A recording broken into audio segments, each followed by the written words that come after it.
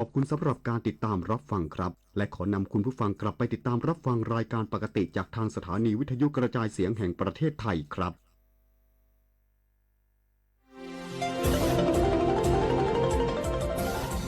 วิทยุแห่งประเทศไทย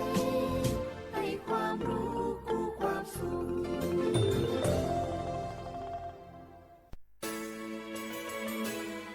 สถานีวิทยุกระจายเสียงแห่งประเทศไทยจังหวัดเชียงใหม่ AM 1476 กิโลเฮิรตซ์สถานีวิทยุภาคภาษาชาติพันธุ์แห่งเดียวในประเทศไทยที่มีความทันสมัยเชื่อถือได้สร้างอัตลักษณ์กลุ่มชาติพันธุ์สู่สากล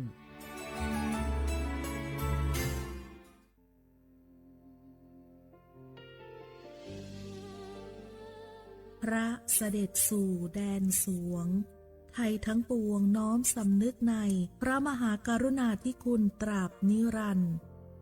ข้าพระพุทธเจ้าข้าราชการและเจ้าหน้าที่สถานีวิทยุกระจายเสียงแห่งประเทศไทยจังหวัดเชียงใหม่กรมประชาสัมพันธ์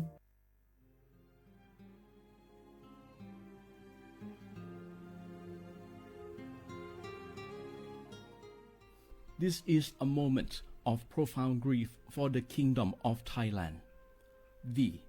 the collective voices of Radio Thailand Chiang Mai, join the Thai nation in mourning the passing of our beloved Queen Martha, Her Majesty Queen Sirikit. Her life was a testament to the unwavering service, grace, and deep love for the Thai people.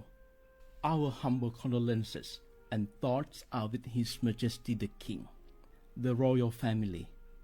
and all the Thai people during this deeply sorrowful time. We will remember her forever.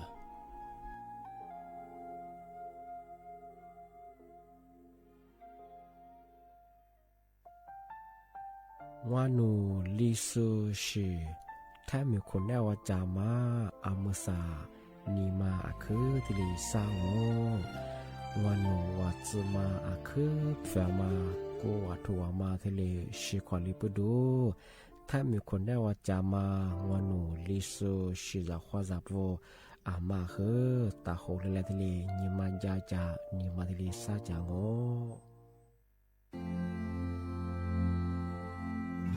รากฐานสังคมไทยตั้งแต่อดีตจนถึงปัจจุบันเคารพเทิดทูนสถาบันพระมหากษัตริย์เป็นศูนย์รวมจิตใจที่เหนียวแน่นของคนไทยในเวลาที่เกิดวิกฤตทางการเมืองพระบารมีของพระเจ้าอยู่หัวก็ทำให้เกิดความสงบและช่วงที่เกิดวิกฤตเศรษฐกิจปรัชญาเศรษฐกิจพอเพียงของพระเจ้าอยู่หัวรัชกาลที่9พระราชทานให้กับคนไทยก็ทำให้ผู้ที่น้อมนำมาปฏิบัติมีภูมิคุ้มกันและไม่เกิดความเสียหาย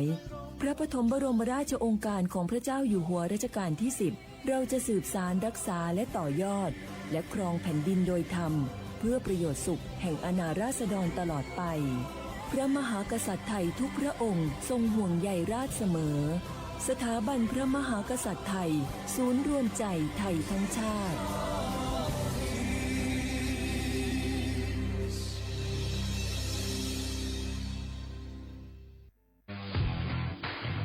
รัฐบาลไทยประกาศสงครามสแกมเมอร์รัฐบาลจึงได้ประกาศสงครามกับสแกมเมอร์ในฐานะที่สแกมเมอร์เป็นวาระแห่งชาติและในวันนี้ผมก็ได้ใช้โอกาสนี้มารายงานความคืบหน้าและเน้นย้ำถึงสิ่งที่เราต้องร่วมกันทำต่อไปรัฐบาลได้จัดตั้งคณะกรรมการอำนวยการป้องกันและปราบปรามอาชญากรรมทางเทคโนโลยีขึ้นมาโดยมีผมเป็นประธานด้วยตนเองเพื่อให้ทุกหน่วยงานทำงานไปในทิศทางเดียวกัน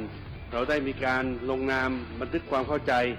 ระหว่าง 15 หน่วยงานหลักทั้งภาครัฐและภาคเอกชนตลอดจนสถาบันการเงินเพื่ออุดช่องโหว่ทางการเงินและตัดเส้นทางเงินของกระบวนการอาชญากรรมเหล่านี้ให้สิ้นซากรวมพลังคนไทยต้านภัยสแกมเมอร์นายอนุทินชาญวีรกูลนายกรัฐมนตรี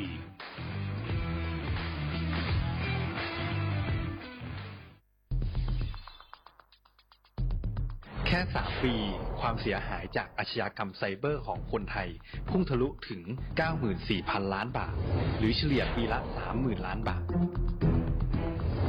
ทุก1 ชั่วโมงเราเสียเงินกว่า 3.4 ล้านบาท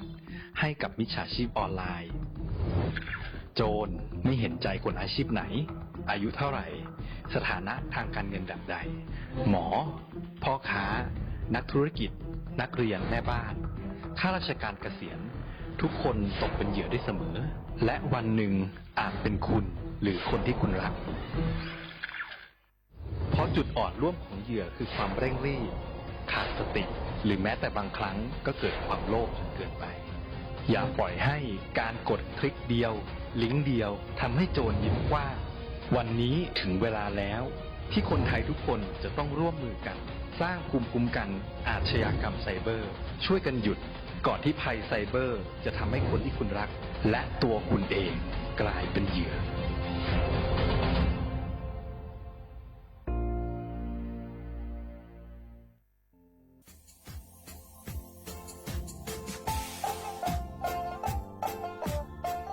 น่าถึงมาปีมาซื้อจีนชมังโงมันยาคณะรัฐมนตรีไงมีมติยากกว่าอยู่หัวมองเมื่อเหือนยากุลาซื้อหาหนีซื้อกูยังไง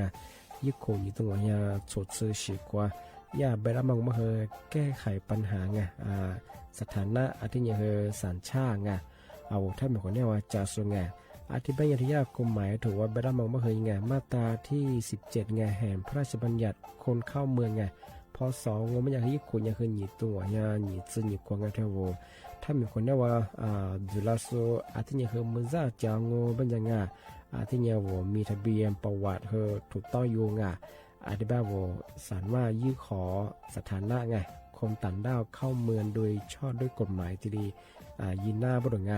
อาทิตย์ทยากฎหมายถือว่าบรรดามันเป็นไงมาตราที่7ทวีไงแห่งพระราชบัญญัติไงสัญชาติยึดขวงงบไปเฮอพศยังไง2508ไงเอาถ้ามีคนได้ว่าเฮตาซุงโงไม่ยังไงอาทิตย์เนี่ยเฮอาบามันก็จะเฮอามาไงเอาว่าอยู่ในทะเบียนประวัติบุคคลไงอธิบายว่าไม่มีสถานะทางทะเบียนมาจุบะเฮาสามารถยื่นขอสัญชาติไทยที่กรุงเทพมหานครไงยื่นที่สำนักบริหารการทะเบียนกรมการปกครองไงอธิบายเราส่วนต่างจังหวัดจะจุบะเฮาว่ายื่นต่อในอำเภอตานภูมิลำเนาไงปีขวานวแล้วก็จะบอกว่าอำเภอยิ่งที่ยื้อชองไงยื้อเวลางูมันยากว่าเวลาใช้กันยาขนาดถี่เนี่ยควานี้หนักกว่านี้สิไงอดีตแบบนี่มีกับพวกควานี้คือน่าเหี้ยโชฮาหนีซึกูยังไงยึดโขหนีตัวเหี้ยโชซึกูกว่าเสือทีนี้ยื้อชองง่าทำไมถึงมาปีมาซื้อจีเช่าว่าชอบได้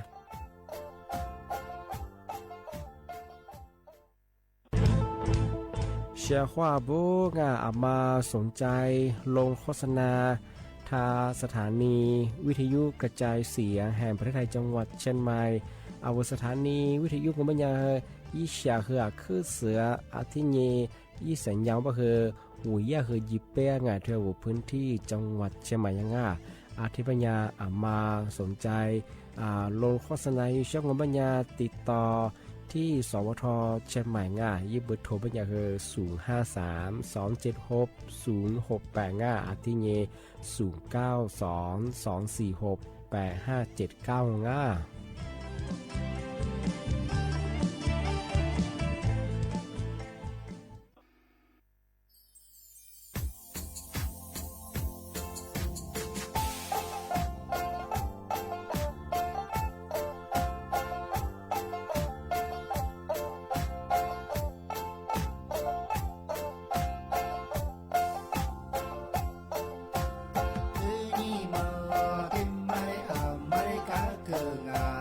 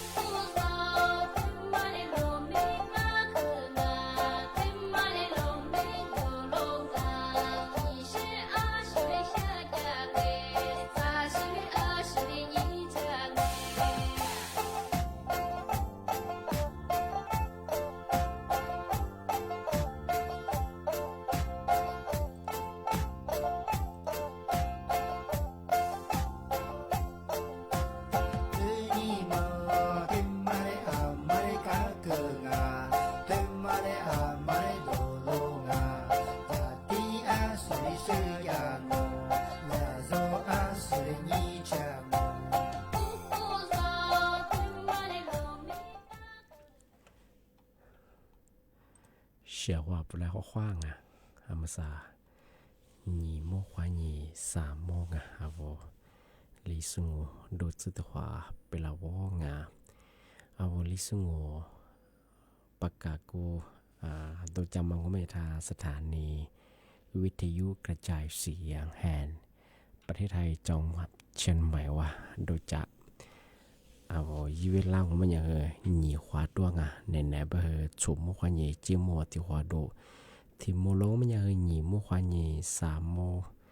นาทีเนี่ยขวาหนีนานจะสที่โดจางอ่ะที่ถ้าวิทยุมือจะมองว่ามันอย่างยี่ครึ่งความเถียงบ่ที่ตัวลี่ฮาสิจื้อโฉว่าโจญาดุละที่ถ้ายี่ระบบก็คือระบบยา AM ที่ถ้าออนไลน์คือไลฟ์สดยังไงเฟซบุ๊กยิบเพลงไปคือสวทจุดเยียเชียงใหม่ไงที่ไปคือ AM ที่ตัวลี่ฮาชิดสืบโฉวจุยาคือที่ว่าเฟซบุ๊กโคหายาคือตัวหลังนี่มีที่ยังงมันยังคือลิซูบาบคือสติหาตัวจริงสติหาชีนี่นี่มีที่ยังมาคือโซนี่ไงยี่คนยี่ตัวยี่จังหวะโคไทยบาบคือชื่อนี่ฮะไงนี่จื้อโฉนี่นี่มีที่ยังมาคือหนังวันยังไงแม่ที่ยังมาคือวันคริสต์มาสไงคริสต์มาสที่ยังมางนี่ไม่เป็น你这错你现在不是你这是你不是拿错你วันนี้不是你这黑你不是วันอยู่คือไปแล้วชอบได้不是ที่เห็นนะ不是ศาสตร์ที่นี่คือวันหยุดสิ้นปีที่นี่วันที่1คือวันหยุดที่ตัวชอบที่ป้าไม่อยากชอบที่ช่วงสิ้นปีมาอะไรตัวกับเบียร์ก็อยากมาก็เดี๋ยวมาดูแลยังartinya hawo ya apa jango banyak maji ke tak lo kembe lom banga ami yini he ga kunyi ga che tua sapalo yang hawo ya apa jango makanya makunyi ma che baza za gu ti thie peng o be ha za wo lo yi pan ha zo ro ngo za yi khreon na ma khreon gu li ro ba yi be ma thangai ba za deกับเบ้มาโมกับเบกอะไรที่ว่าช่วงสิ้นปีที่อยู่วันอยู่นี่สลีคนนี้ว่ามาเลยตัวเยอะไปหลบยังเคยเก่งหลบมาคือยี่กับกุญกับเช่นชงจ้าโลมากุญมาชิบะจ้าวัดที่ยี่โลเบียเบชุนนะไปเถอะมาคืออันตรายยังมาคือแต่มาที่ประกาศยิ่งช่างที่นี่ช่วงสิ้นปีไปคือกับเบียกว่าสุหมยะโลยูซูโลชิซูจะกูยูซูขึ้นยังที่ไปคือช่องมาเลยตัวเยอะกับเบียมาคือตาโคเลยแหละที่เลยตัวจะหลอกที่ไปคือโลชิซูไปคือนี่มาชื่อยังนกกระเทียมยังว่าซ่านกกระเทียมเป็นว่าซ่าจะเป็นซ่าที่เลยยี่หลอกนี่มาไปคือนี่คือถัดใจเราอยู่โลชิยังว่าจ้ามาคือโลตีไปคือนี่มาชื่อไปคือจ้าแต่อยู่ไปคือมาพอใจไปจ้าไปเราโคชวนเราโคไปคือจ้าเชี่ยวสเปไปคือมาเนี่ยคือมาคุยมาจุฬาชงที่ไปคือช่วงปีใหม่คือมาเลยต้องกับเบียคือมาคือหลอดจู้ชื่อนี่มาคือเชี่ยยังจะแต่ก็ตัวคือโลตีไปคือคือชาแบงกว่าคือเนี่ยมาคือนี่มาแต่เชี่ยวของมาคือถึงมาปีใหม่มันเนี่ยคือที่ช่วงสิ้นปีไปคือที่เกิดอุบัติเหตุมาคือที่โคเลยด้วยชงก็เนี่ยคือที่โคคนนั้นคืออะไรที่โคมาคือยี่ตัวเล็กอะไรฮอตสัญญามาคือเนี่ยตัวโคติอยู่ว่าชงแต่มาเจนตัวอย่างที่ยังแต่มาที่เชื่อคือว่าคือมาปีมาแต่สุดที่เชื่อมาคือเนี่ยคือซาซึยาไปคือวิธีการป้องกันยาเสพติดที่อย่าพี่ไม่ได้ที่ป้องกันมากามามาคือซาซึจงยี่ว่าถึงบางงูไม่จะคือยาเสพติดอย่าพี่มีมาคือยี่จากเนี่ยคืออะไรเล็กแรงอะไรฮอตเซอร์สวาลมายี่ทั่วมาคือที่ได้ซื้อว่าไม่ใช่你嘛这么我们家是十年嘛在年嘛七年嘛是台一不行是是台一不行ทุยาสติทุชนิดอันมาจากตัวอันมาจากดูเนี่ยคือประโยชน์มันจะกฎหมายชอบมาสุขภาพมาข้ากันมาคือเนี่ยถ้าจะถ้าชีไทยประมาณที่จะมาก็เป็นอย่างคือมาแล้วเวลาคือวูเนี่ยก็อย่าพี่มีชีมาคือเนี่ยคือถ้ายีปฏิเสธบุรุษทำให้ป้องกันตัวเองที่ทำงงมันอย่างคือยี่เวลาแหลกเถียงงมันอย่างคือยี่เวลาจะอย่างคือว่ายี่ประโยชน์จะมาเลยยี่บุรุษของ ที่นี่ครับผมสุดๆแพ้ตาเฮงาลาโชเฮว่าข้ามาเลยตาเงาะมาข้ามาตาจะมาข้ามาตาบ่เฮผมเฮมาข้าก็เลยเฉยๆงาจะว่าอาชีจะเฮเยบังงาที่ถึงบางมันจะเฮงาเอาอาชีปัญหาจัวเฮงาเจออีวิธีว่าแก้ไขมันเถอะซึบเพื่อด้วยพี่มีเชื่อมาเฮไทยบ่ดงานว่าเป็นหนูอาชีปัญหาจัวแก้ไขด้วยเถอะอย่าพี่มีเชื่อมาไทยบ้างงานมาเฮทำมางา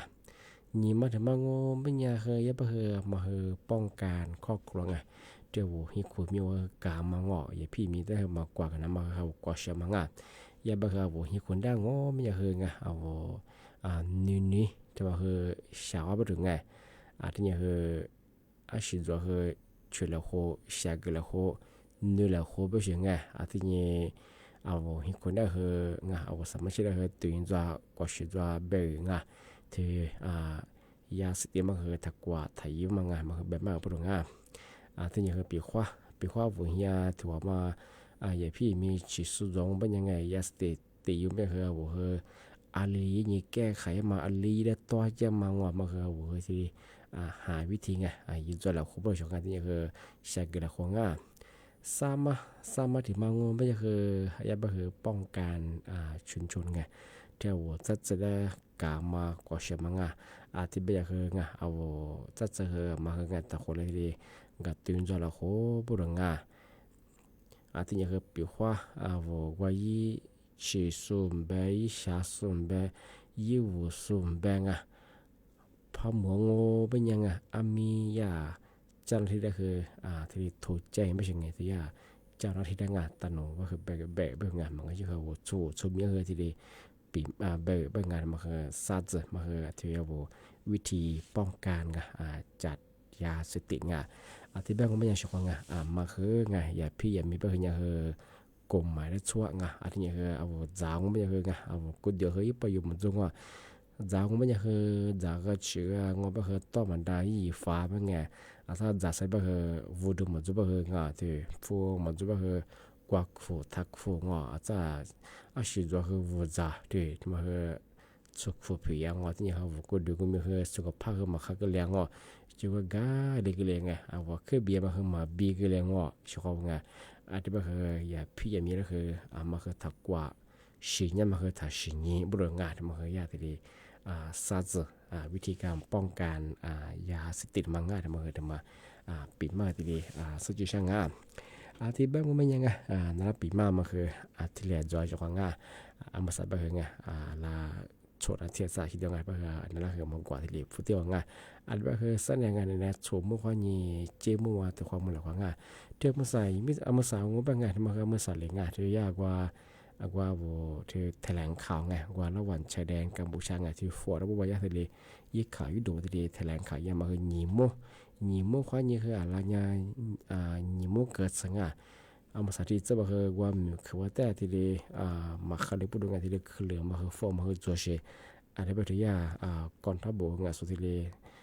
แถลงข่าวยามังอะไรเลยห้อยอะไรห้อยเสเปมาสุดที่เลยปีมาที่เลยประกาศยังมาคือยี่เวลามาคือหนีมุขวานีที่ซ้ำหนีมุขวานีคือหนีมุกเกิดสเปเชียลงานอะไรแบบว่ารายการลิสต์เนี่ยคือยาที่แถลงข่าวยังมาคือหนักกันยังคือเอาที่เลยลิสต์มาที่ดวงง่ายทำไมแต่มาแต่ปีมาที่สุดที่ช่างงานที่แบบว่ามันยังไงนั่นปีมาคือที่เลยตัวชงงานว่าชงว่าถ้าวิธียุให้นานาจะสู้ที่ทลายโซที่สุดก็คือมองเอาชงว่าคือคือตัวชิดจอมาพูดจะชิดว่าแบบนี้ว่าจริงนี่คือที่นี่ก็ถึงยังว่าคือด้วยอะไรก็เยอะไปเปลี่ยนเนี่ยกูจะชงที่เป็นยังสัญญาในแนวชมมันก็เยอะเจมัวแต่ว่ามูลค่าเอาชงว่าคือมองข้อสวัสดีครับ